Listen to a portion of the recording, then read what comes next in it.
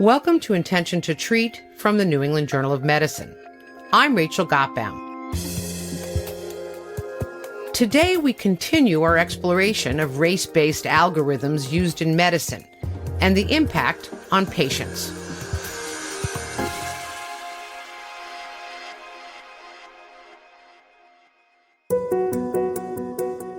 My name is Anise Ellis. Esther Daly is my older sister. She was diagnosed with stage 4 chronic kidney disease. I was always concerned with kidney disease. Our mother was on dialysis at the time of her passing. My name is Esther Daly. I am currently 68 years old. I was diagnosed with stage 4 chronic kidney disease around 2019. At stage 4, my eGFR was in the low 20 range. It was the percentage of my kidney function. My GFR numbers continued to decline. That's when the doctor recommended that I get on the transplant list. Esther was lower down on that transplant list because she was recently placed on the list. There were people who were on that transplant list for decades. My nephrologist said to me, you just get put on the list at the bottom. And of course, depending on the severity of your need, you may get put higher up. But because of the 7 to 10 year waiting period, I was told forge ahead with getting mentally prepared to do dialysis. Esther did not want to be placed on dialysis. We saw our mother go through that. She had to go 3 days a week. We also had a sister who had to be put on dialysis at the end of her life journey. So it was very concerning to me that I could lose another sibling. The experience our mother had with dialysis, it totally drained her, and it was scary. I also had a couple of friends who had family members that were on dialysis, and those two people passed away early in the process. So I kind of thought dialysis meant dying. I did not like that thought.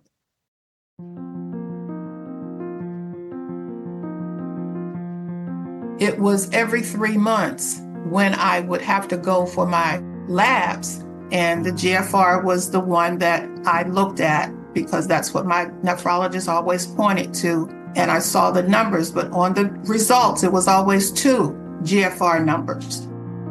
And one said for African Americans and the other one said non-African Americans. So I'm African American and I had to look at the one for African Americans. And those 2 numbers were always different. My number was always higher than the non-African American number. And in my mind, it was a positive thing. My GFR is higher, so I must be doing a little bit better. I never questioned it. I did not question it for many years. And then my sister sent me the post.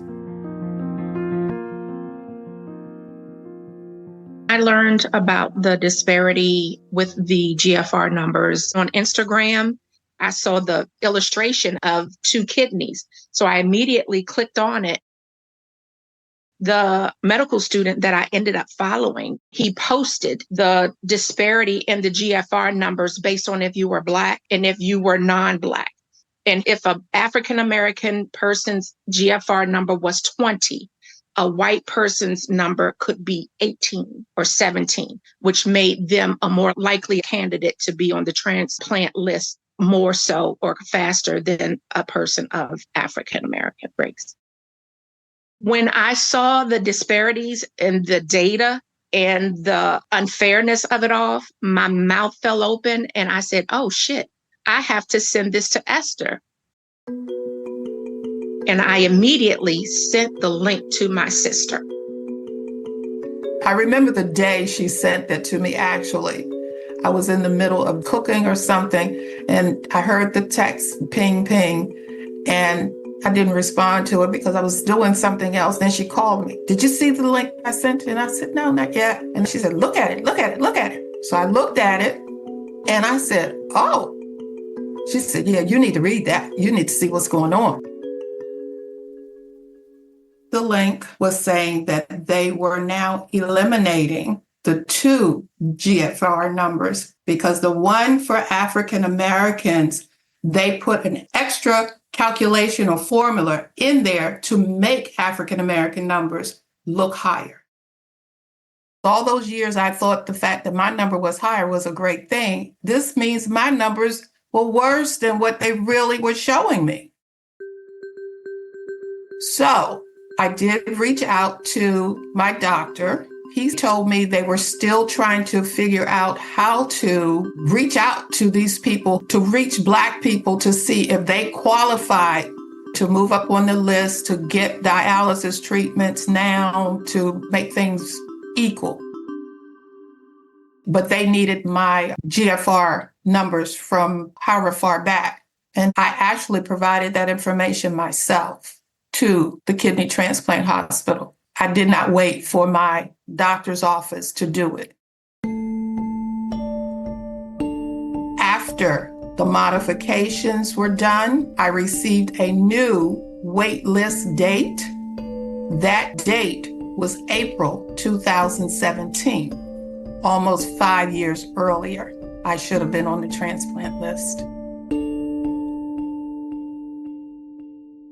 It was about 11 months later, in March of 2024, I received a call to say that a kidney was available for me. And my sister and niece immediately took me to the hospital that day, and I had a new kidney by that night.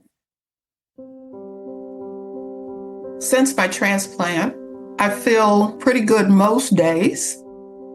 Thinking about this disparity thing and thinking that I'm 5 years late in getting my kidney, which 5 years ago, possibly things would have gone smoother because of my youth. But I'm happy I have a new kidney.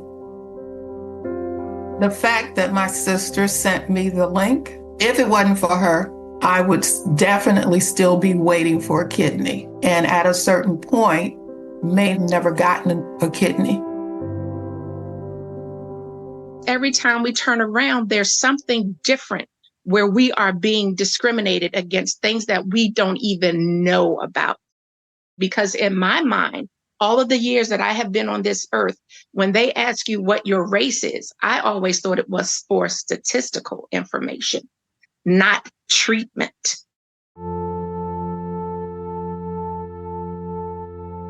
The fact that all of this finally came to light was disappointing that it took this many years. It's unbelievable.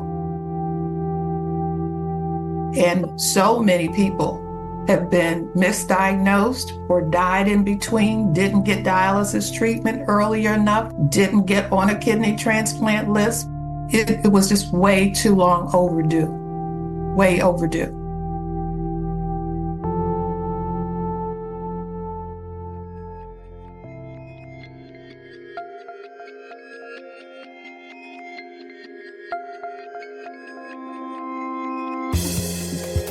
To understand more about the impact of race-based algorithms in medicine, I'm now joined by Dr. Michelle Morris.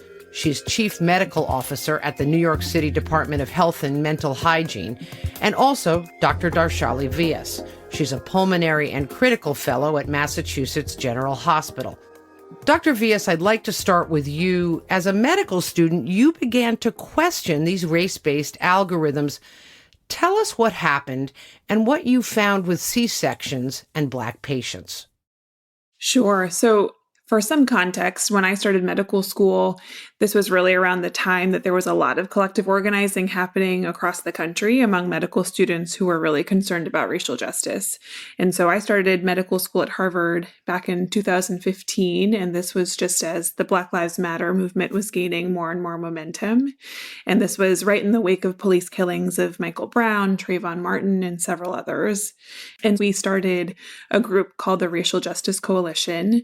And this was in response to our class and the students at Harvard who really wanted to bring in the political activism that was happening outside of medical school and outside of medicine into how we were learning about medicine as new medical students. I think we were all motivated by this idea that there was a tension or even a contradiction between how we learned about race in the classroom and what we saw when we started the rotations on the wards. And what I mean by that is we got the clear message from our social science and genetics faculty that race is a social, a political construct, but it's not a reliable proxy for genetic difference. But then when we went from the classroom into the hospitals and started our rotations on the wards, I think all of us saw more and more examples of ways that race was actually being used exactly as a proxy for genetic difference. Can you give me some examples of what you mean? Yes, I think there were several examples that my classmates and I looked into together. One that other members really picked up on early was eGFR, which is how we measure kidney function in the hospital. And very quickly, I think our classmates saw that when we logged into the electronic medical record and you're trying to decide if someone's kidney function looks better or worse, there's an estimate that's for Black patients and an estimate that's for non-Black patients. And that was one of those moments that something felt really discordant. If race is really not biological, why is there a different value for Black patients? And then you started doing your own research on pregnant women who had had a previous C-section. Tell us about that. When I was just a second-year medical student, and it was one of my early rotations where I was rotating with the obstetricians. And I remember as they were preparing to see the women who were coming in that day who were pregnant, them actually sitting in the workroom and typing in the characteristics for the patients they were seeing into this online calculator called the VBAC calculator. And it was to help them decide, if a woman has had a prior C-section for a prior pregnancy, what is the risk for offering them a repeat cesarean, or can we actually give them a trial of labor to deliver without a C-section? And that calculator, I remember sitting there and seeing them typing in her age, her BMI, and then having to type in her race, whether she was African American or whether she was Hispanic. And that really stood out to me as another one of those moments that feels dissonant from how we were learning about race. And that was one of the tools that I ended up looking further into as my final project in medical school. So you eventually published your findings, which were somewhat alarming, about how Black patients were considered at greater risk and therefore much more likely to receive a repeat C-section. What exactly did you find? There's been more and more evidence that it can be safe and oftentimes preferable for women to deliver via a trial of labor instead of having a C-section. But deciding who's a good candidate for that requires some calculus and thinking about who's at high risk of that and who could actually be a good candidate. Those are situations in which risk calculators are often built and are often used to try to standardize who we're counseling one way or another. And so to help obstetricians decide who would be a good candidate for a trial of labor, this calculator was created. When the calculator was first built, they incorporated race into that calculus. And so systematically, the calculator subtracts from the likelihood of a successful trial of labor if the person is identified as either African American or Hispanic. So how does that work exactly? So if you enter two women's characteristics into the calculator with exactly the same biologic characteristics, but you enter one woman as Black and one woman as white, then systematically the calculator will say the Black woman has a significantly lower chance of successful trial of labor. And so when a clinician is deciding whether to offer a trial of labor or to offer a C-section, that difference actually matters. And many obstetric practices will have a cutoff in mind. So if the calculator says you have a less than 50% chance of successful vaginal delivery, then many obstetric practices will not offer a trial of labor and will offer just a cesarean section. And actually that race factor that's built into the calculator is enough to drop a woman below the 50% cutoff just based on race alone. So you can see that by systematically reducing the likelihood of successful vaginal birth for Black and brown women, this makes it much less likely that they're offered the chance to have a vaginal birth over a cesarean section. We know that successful vaginal births have a lot of health benefits compared to C-sections. This includes lower infectious risk, lower complications for subsequent pregnancies. And so when there is a chance of successful vaginal birth, it's important that we're picking those people correctly. This is even more important in the U.S. now because of all of the stark racial disparities and really the racial inequities in maternal health and maternal outcomes. So, Dr. Morse, around this time, you and your colleagues at Brigham and Women's Hospital decided to dig deeper and look into this practice. What did you discover? We really just looked specifically at the Black kidney disease patients within the database across the Mass General Brigham system and what their referral rates for kidney specialist evaluation for kidney transplant and listing for kidney transplant and wait time and successful kidney transplant, and found that they were quite distinct from white patients. They were referred at a different level of kidney function because of this Black race calculator, and that there were 64 patients who, if their kidney function had been calculated as white, they would have been listed for kidney transplant and would be accruing time on the wait list for kidney transplant. So we were able to demonstrate that using this Black race variable in the kidney calculation resulted in a meaningful impact on access to kidney transplant for Black patients with chronic kidney disease. What did you think when you saw these numbers? What was going through your head when you saw this? Again, a lot of concern. The question really became, does this really make sense to dichotomize the world of patients into Black and not Black? What was the data that really led to the inclusion of this Black race variable from the original study in 1999? The fact that less than 200 Black patients were included in that original study and that Black race was designated by the study personnel, not self-identified by the patients themselves. There were a number of questions that really came to mind. And then again, we already know that the rate of chronic kidney disease and end-stage renal disease amongst Black people is much higher, actually, than many others. But the concern was that this calculation might be actually either worsening or contributing to that inequity. And that led to a number of new conversations, professional societies being more engaged in re-examining this. And some societies were quite resistant to re-examining this. Dr. Morse, tell us a little bit more about how these race-based algorithms have affected you as a clinician. Well, I'm an internal medicine doctor and hospitalist, so it is not uncommon, of course, for us to look at our patients' kidney function results and see this is the result, but if Black, this is the answer. If you're an internist and you're paying attention, you have to ask yourself, what is that about? Why is that the case? What's the science behind that? And there are a lot of ways in which clinicians like myself are interacting with these algorithms where we wonder, is this really in the best interest of the patient in front of me? Right now, my clinical practice is at Kings County Hospital. The large majority of the patients at Kings County are Black. And many of them, unfortunately, have chronic kidney disease. And I think the question is often, what is both access to treatment as well as what is access to transplant like?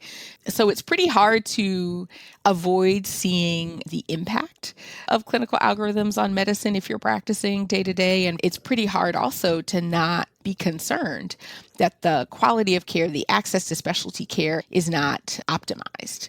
I would say I've seen that play out 100 times a day when I'm taking care of patients at Kings County and in other places.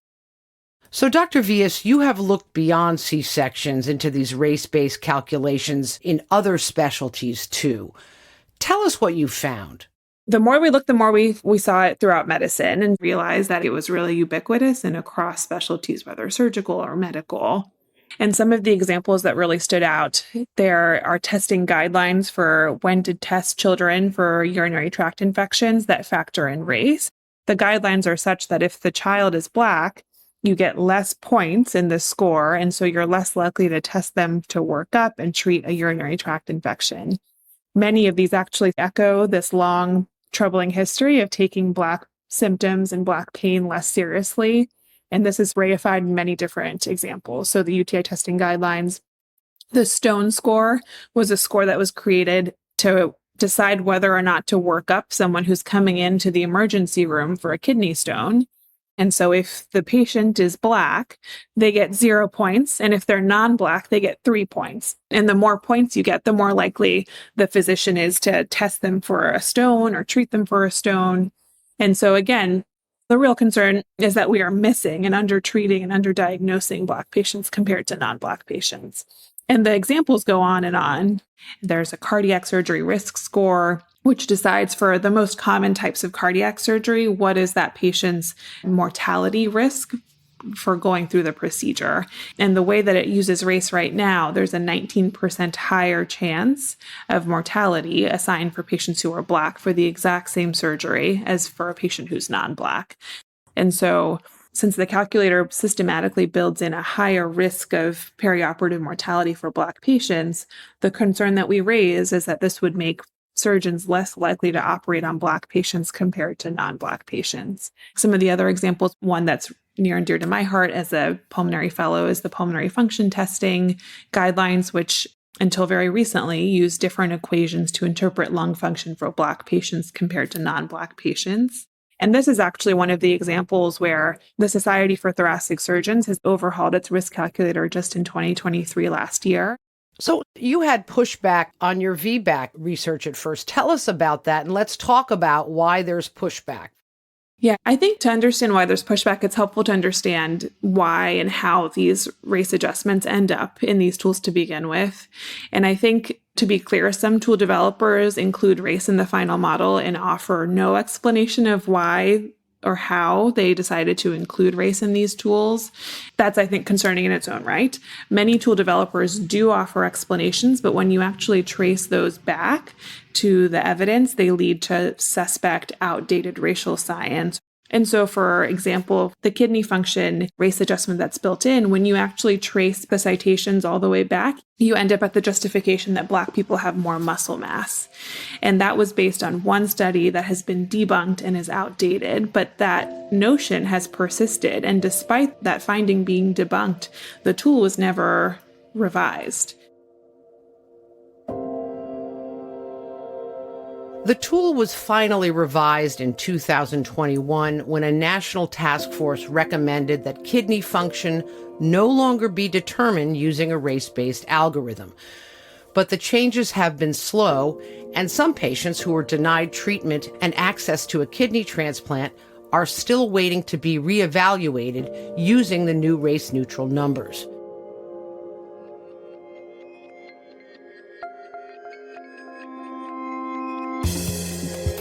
Next time, we explore how these race-based algorithms became accepted as science and made their way into American medicine, and the challenge to change them.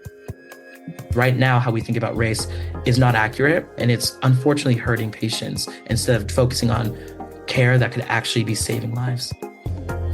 That's next time on Intention to Treat from the New England Journal of Medicine. I'm Rachel Gottbach.